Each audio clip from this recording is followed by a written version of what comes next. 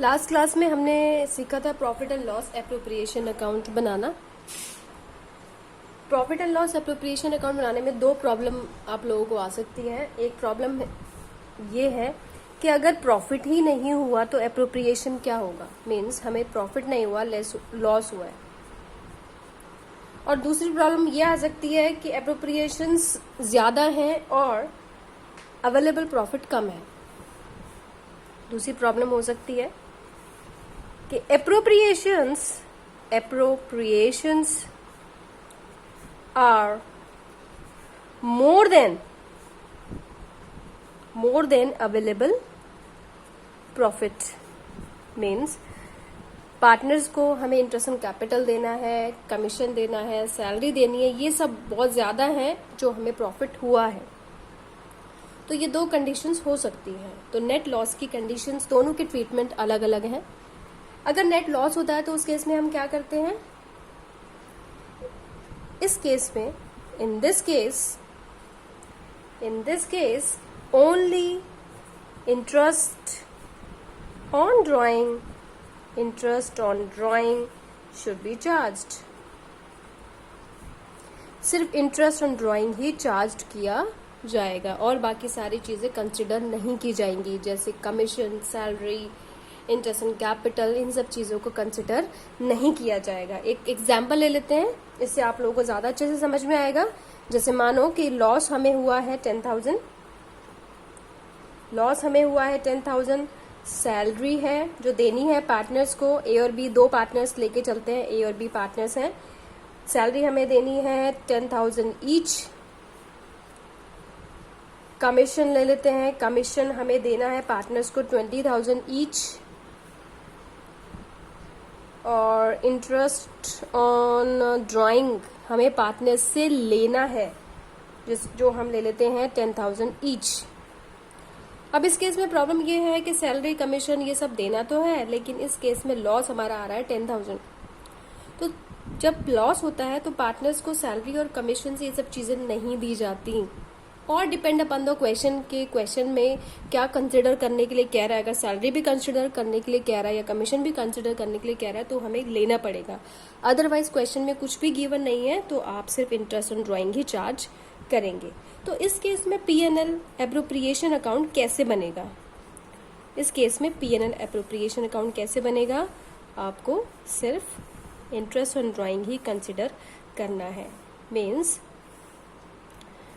Profit होता है तो हम यहाँ लिखते हैं, अगर हमें इस केस में क्या हुआ है, लॉस हुआ है, तो यहाँ पे हम लिखेंगे नेट लॉस यहाँ लिखेंगे 10,000, और इंटरेस्ट ऑन ड्राइंग यहाँ लिखेंगे इंटरेस्ट ऑन ड्राइंग। दोनों पार्टनर की है 10,000 ईच, ए और बी मान के चलते हैं 10,000 और 10,000 ये, तो उस केस में हो जाएगा 20,000।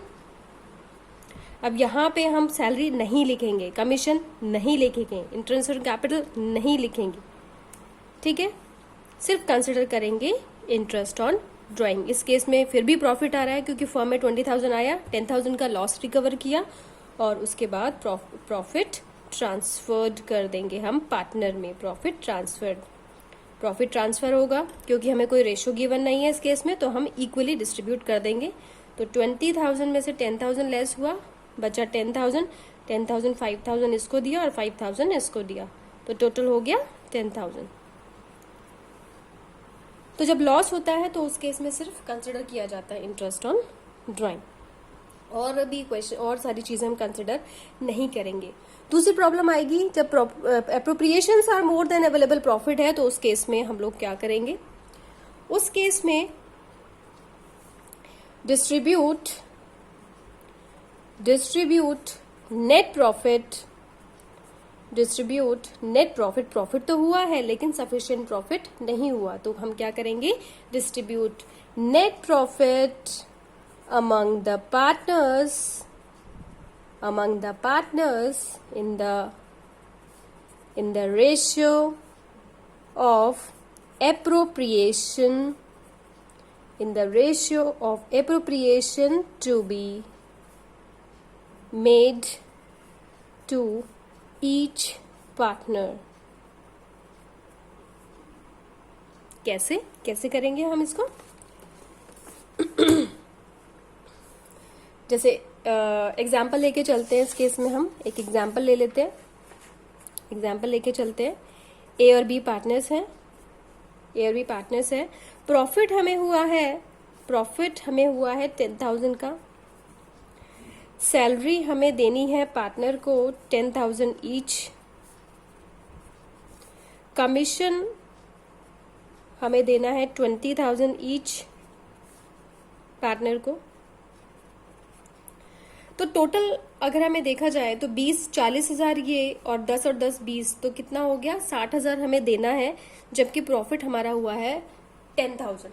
तो इस केस में प्रॉफिट का डिस्ट्रीब्यूशन कैसे किया जाएगा?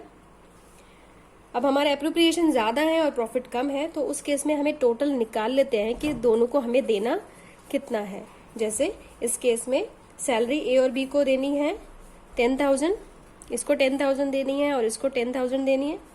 कमीशन देना है, इसको 20,000 देना है और इसको भी 20,000 देना है।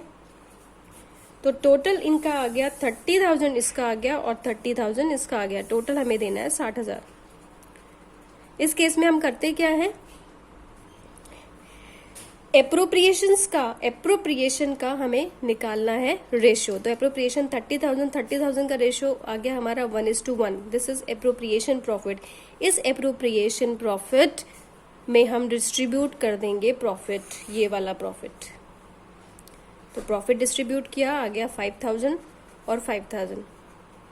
क्योंकि कोई रेशियो गिवन नहीं है इसलिए हम इसको बराबर बांट देंगे 1:1 की रेशियो में। अगर कोई रेशियो 1:1 का रेशियो आया इसलिए हमने 1:1 की रेशियो में इसको बांट दिया।